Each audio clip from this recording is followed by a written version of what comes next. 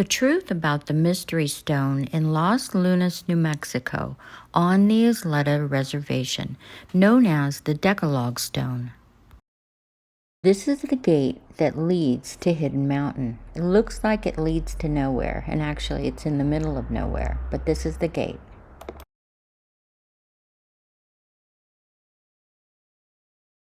The Mystery Stone, or Decalogue Stone, is located on Hidden Mountain, which is currently in the Isleta Indian Reservation. You must get prior approval to visit. You can do that online, but it's literally in the middle of nowhere, but just happens to be about 15 minutes from my mother's house. It's quite a walk to get there, and while I was walking, I found a huge piece of obsidian or black glass. I'm not sure about Hidden Mountain because it's actually very flat, but at one time I am certain that this whole entire area was volcanic because you can find obsidian and dark charred rocks and things like that all over this area. Now take note, if you are going to visit this location in the spring or summer especially, it gets very hot.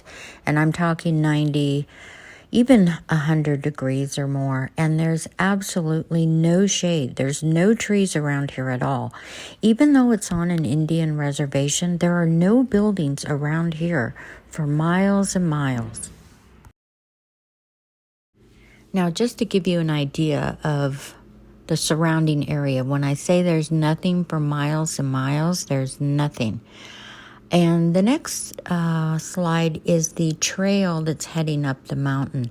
Now this is a mountain, so it takes about 20 minutes just to get from the station, the gate, to the trail that you need to climb up, and that's going to take another half hour or so. The Decalogue Stone isn't right at the beginning, so you have to walk up to a certain point to get to it.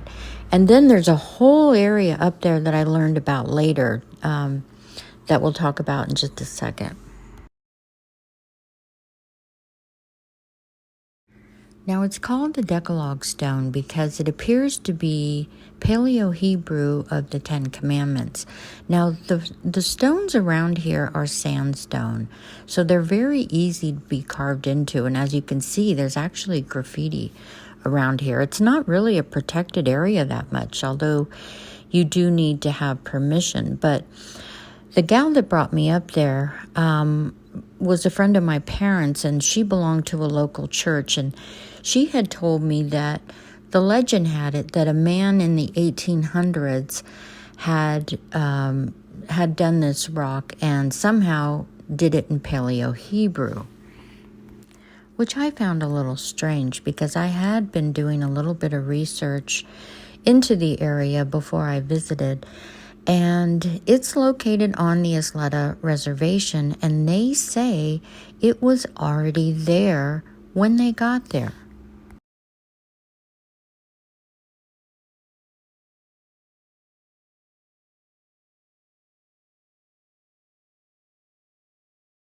Now, if that's true, and I do believe it is true, and I don't know why archaeologists, researchers, historians very rarely just ask the people that live in those areas about the sites that they're researching. The Isleta Pueblo is one of the largest pueblos in New Mexico. It covers about 329 square miles, and it was established in the 1300s.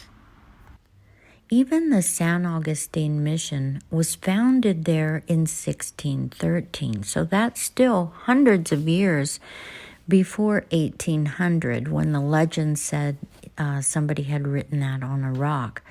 Now, the missionaries were there to convert the Native Americans.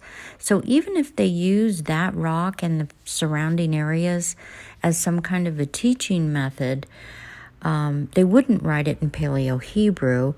And also, like I said, it's still about 200 years before the 1800s. And the natives said it was there when they got there, way before the 1300s. I was soon to find out just how old not only that rock was, but the entire site. And most people don't know that that entire site is filled with petroglyphs, and there's an amazing history to the site that I found out not much later. Now, why I say how the universe works, or at least my universe, is because usually when I'm looking for something, somehow, very soon, not much later, it comes into my world, like it did with this next step in the mystery of the Decalogue Stone. Now, like I said, I was visiting my mother at the time, who lives very near Los Lunas, New Mexico. I had done the trip. I was told that in the 1800s, some man had done some kind of a hoax and carved the Ten Commandments in Paleo Hebrew on this rock. And later, when I asked about it to the actual residents of the reservation, was told that it was here when they got here. They got there in the 1300s. Now, not much later, my mother and I were at a thrift store, as we are wont to do, one of our hobbies. And like I said, this is even the little town where my mother lived is very, very small. So there's one little thrift store there. And we would go there maybe once a week and go through the old books, or we found many other things very interesting, some even very valuable items. But I found this book on the bookshelf there, and it was called The Discovery of Ancient America. And why it caught my eye was because it had the same paleo writing that is on the rock on the cover. And as you open it, you can see that The Discovery of Ancient America, it was done in 1984 by David Deal. And he lists the contents. And so he goes over all the inscriptions that are on the stone and many other really interesting things. Now, I was shocked, to say the least, and I just could not wait to get home and take a look at this book.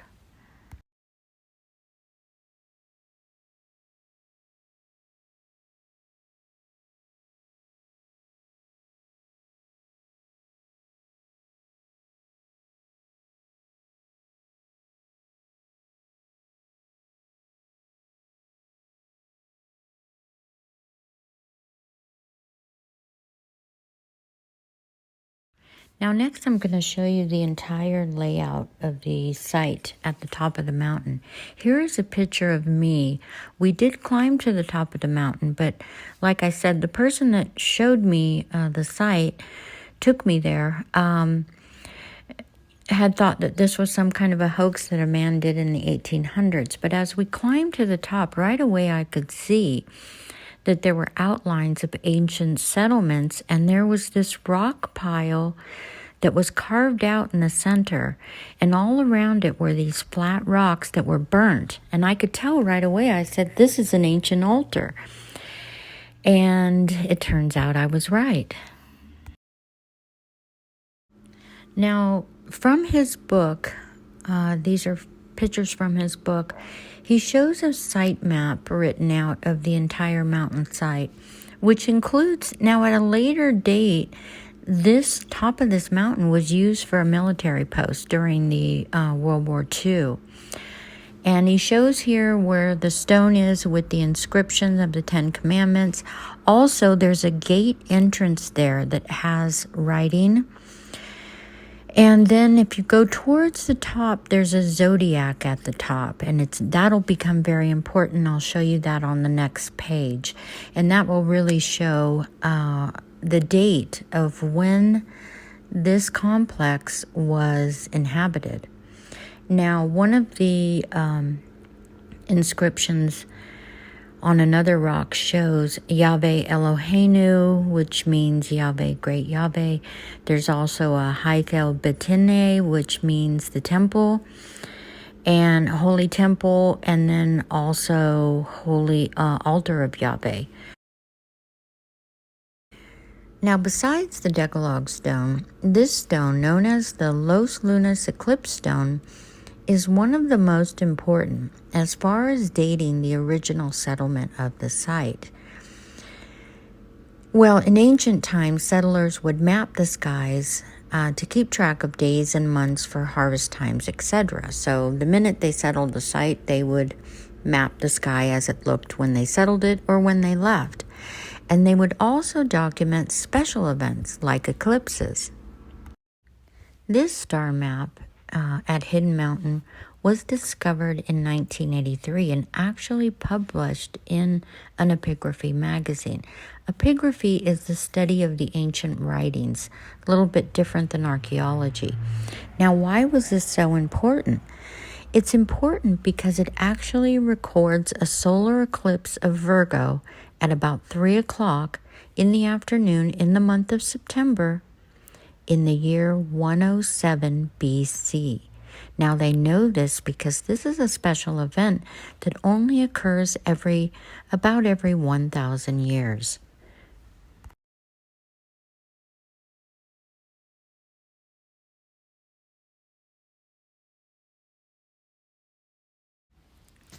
Now, using a computer program, modern archaeoastronomers can use these maps. This is a very detailed map and it's almost intact. There were some pieces broken off they had to put together.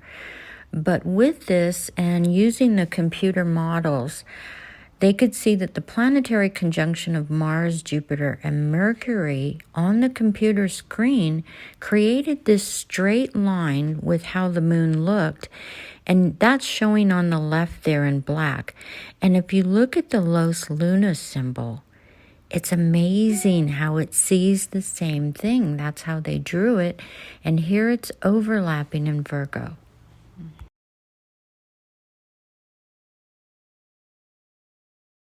Now, the author goes into great detail about the inscription on the Decalogue Stone and proves that it is an exact replica of the 10 Commandments, or 10 words in Hebrew.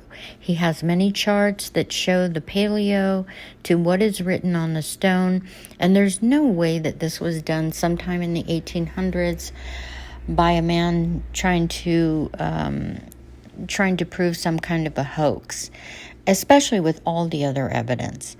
But years later, we have a television show called America's Unearthed, and it starred Scott Wolter, who is a forensic geologist. And what he does is he goes in and tests, because he's a geologist, the actual stones and the inscriptions, whether it's done by a carving in the stone or whether it's painted. He's gone all over the world, but in this particular series for a few years, he was focusing on ancient America. And now, of course, 10 years later, there's been so many discoveries proving exactly that there were ancient people that came from the Middle East. They came from the northern countries like Norway, the Vikings. They came from Africa. They came from the north, south, east, west, and went all over the place. No doubt about it. Now, the rest of the book, he goes into great detail to show how these ancient tribal languages in South America compare to the ancient Hebrew Canaanite languages. He gives a good example from the Popol Vuh, which is a Mayan history book. And it's obvious that they documented where they came from, when they landed, and everything in between. The Popol Vuh states that they multiplied there in the east where they all lived together, and they lived in great numbers back there in the east. The black man and the white men, and men of many classes and many tongues. But they came from the east from a great distance across the sea. A Franciscan monk in the 1600s wrote a book about the ancient tribes he encountered in what is now Guatemala. They said their ancestors came from a land far to the east, a land they called Sibon Tulon, and that it bordered a land called Babili. Now in Hebrew, Babil is Babylonia. That's in modern-day Iraq. Plato writes in 400 BC that in ancient times the Atlantic was navigable, and Diodorus writes in 100 BC about a large land of immense abundance east of Africa. He says it was originally settled by the Phoenicians, who were merchants from the coasts of the Middle East, known for their sailing and boat-building skills. In 1862, a stone inscription in Phoenician Canaanite Hebrew was found in Paraíba, Brazil. But since no one could read it at the time, unfortunately it was discarded. But luckily tracings were made, and in 1967 it was finally transcribed. And this is what it says. We are the sons of Canaan from Sidon, the city of the king. Commerce has cast us upon this distant shore, a land of mountains. We offered a youth to the exalted mighty ones, male and female, in the 19th year of Hiram, our mighty king. We embarked from Ezion Geber into the Red Sea and voyaged with 10 ships. We were at sea together for 2 years around Africa, but were separated by a storm and were no longer with our companions. So we have come here 12 men and 3 women on a new shore, which I, the admiral, will control. Verily, may the exalted mighty ones, male and female, favor us well. Now we can definitely date this inscription to somewhere between 980 and 947 BC. That's when King Hiram ruled Tyre. That's in modern-day Lebanon.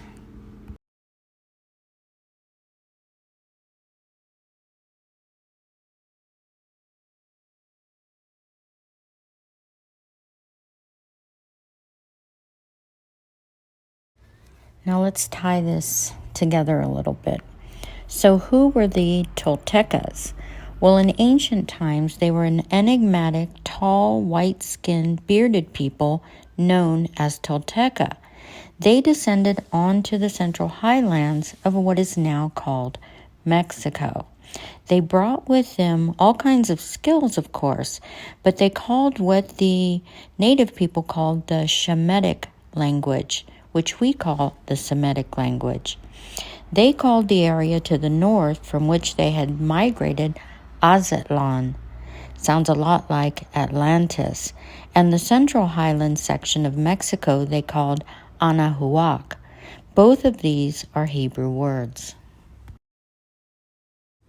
They called their ancient homeland on the other side of the sea Toulon or Tolan. Now Toulon in Hebrew means eminence. Az-Toulon means mighty eminence.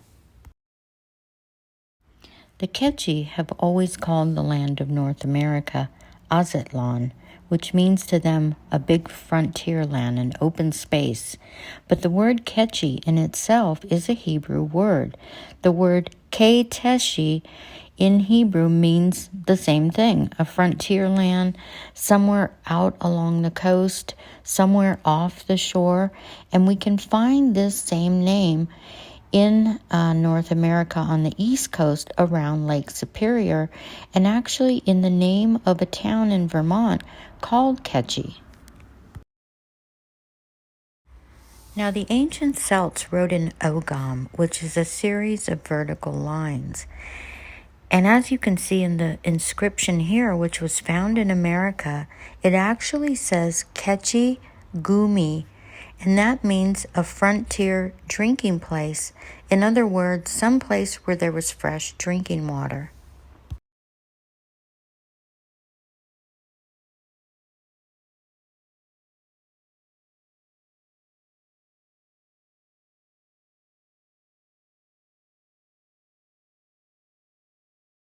Here's an example of pre-Viking Shemitic influence in the New World, from America to Central America.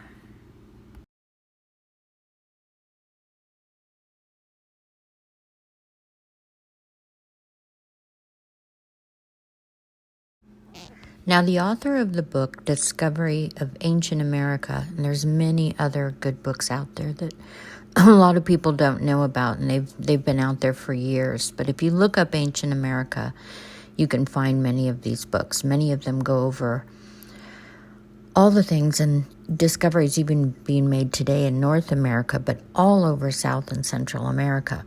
His book, the rest of the book, goes into great detail regarding the possible ties of the languages of the native tribes in North and South America and their ties to ancient Semitic and Nordic languages. Now, the migration of these people did not happen at one period of time, but continuously for thousands and thousands of years, or more. Some were explorers, some were merchants, some were escaping persecution, and some, like the merchants from Canaan in the Brazil inscription, were swept away from the African coast by a storm and made shore on the coast of Brazil.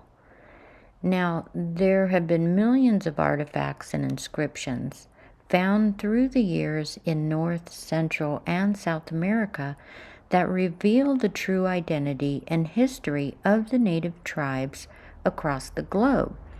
But for many reasons, it's taken just as long to be able to properly translate these ancient languages.